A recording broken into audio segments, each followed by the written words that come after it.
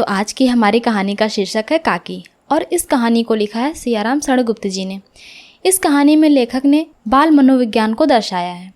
इस कहानी का मुख्य किरदार है श्यामू।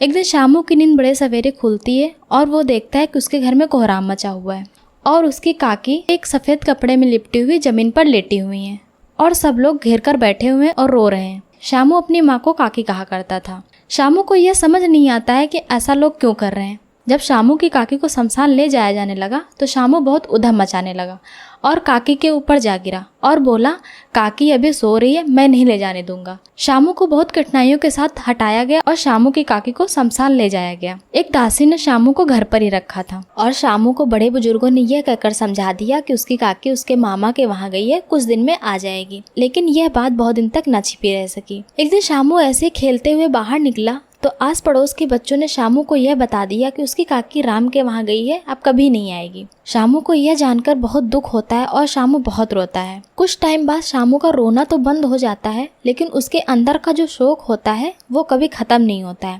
ठीक उसी तरह जिस तरह बारिश का पानी जमीन के ऊपर से तो सूख जाता है, लेकिन उसकी नमी अंदर तक बहुत दिनों तक रहती है।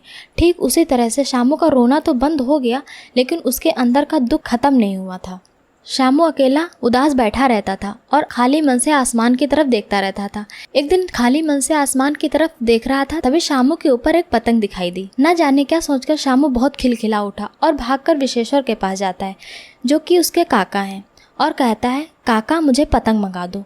विशेश्वर अपनी पत्नी उमा के गुजर जाने के बाद काफी दुखी रहने लगे थे और श्यामू की बात का ज्यादा तवज्जो न देकर कहा, अच्छा ठीक है, मंगा दूंगा। और यह कहकर श्यामू के काका वहाँ से कहीं और चले जाते हैं। श्यामू पतंग के लिए बहुत बेचैन रहने लगा था। श्यामू अपनी इच्छा रोक न सका। तभी श्यामू की नज़र उसके काका के कोट पर पड़ती है। श्यामू इधर उधर देखता है और स्टूल खिसकाता है और अपने काका के कोट की जेबें टटोलता है। उसमें से चवन्नी निकालता है और भागकर भोला के पास जाता है। भोला सुखिया दासी का लड़का था, जो श्यामू की ही उम्र का था। श्यामू भोला को चवन्नी देकर कहता है, देख भोला, अपनी जीजी से एक डोर और एक पतंग मंगा देना। श्यामू भोला से ये भी कहता है कि देखो, खूब अकेले में मंगाना, कोई जान ना पाए। पतंग आ जाती है। भोला और श्यामू एक अंधेरी कोठरी में पतंग में डोर बांधने लगते हैं। श्यामू ने भोला से धीरे से कहा, किसी से ना कहो तो एक बात कहूँ। भोला भी सर हिलाकर कहता है, किसी से नहीं कहूँगा। श्यामू भोला से कहता है, यह पतंग मैं ऊपर राम के वहाँ भेजूंगा, जिसको काकी पकड़कर नीचे उतर आएगी। और श्यामू ये भी कहता है, मुझे लिखना नहीं आता, नहीं तो मैं इस पर नाम लिख देता।